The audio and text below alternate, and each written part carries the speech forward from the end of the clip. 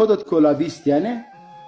خب چرا مرا کلابی خودم؟ من یکی از تاجیکای افغانستان هستم و فارسی زبانای افغانستان، یکی از آریایی های افغانستان. گلابی چی ربط داره؟ افغان هستی؟ افغان هستی؟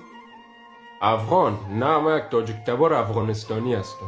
بفرمایید. رئیس تا که افغان نیستی، افغان که نیستی پس ما کلابی افغان نگفتیم. افغان نه، افغانستانی. باید این دو کلمه رو خیلی صحیح است. خب فهمیدم که افغان نیستی پس کلابی شدی.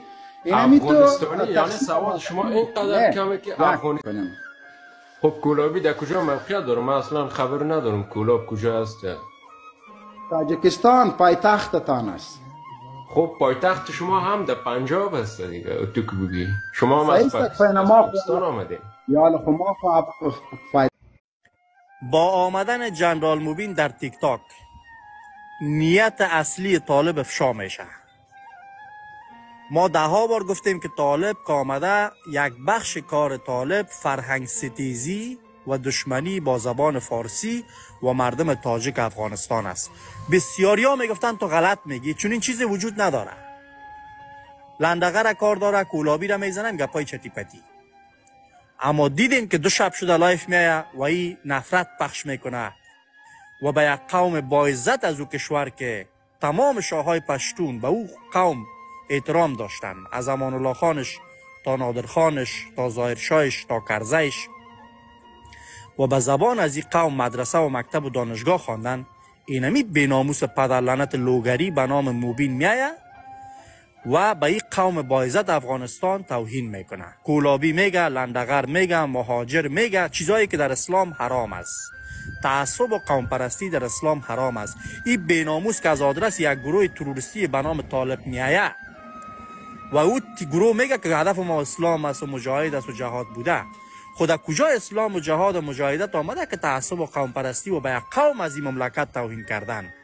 این بیناموس پدرلعنت لوگری به نام موبین. او دوستا، این در تقویت جبهه مقاومت بسیار کمک کرده میتونه به ما.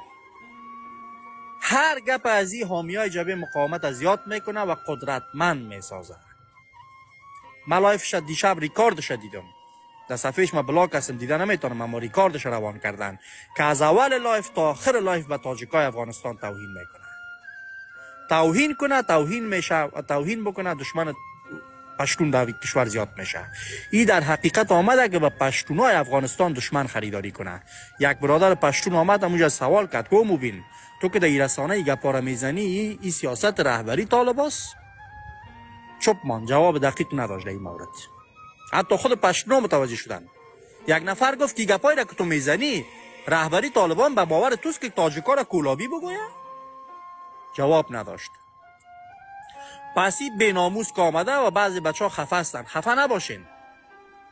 اونمو رقمی که نسلو یک زمان به احمد شاه مسعود دو میزد و قدرتمند ساخت طرفدارای مسعود در دنیای مجازی. هر دوش روز 1000 نفر حامی بیشتر به مسعود میساخت.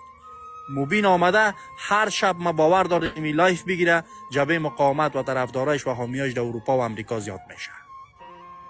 از دید یک کارمند رسانه ای گپ میزنم، کسی که در رسانه کار کردیم، کسی که میفهمم که چی باعث رشد یک موضوع میشه، چی باعث سرنگونی یک موضوع میشه.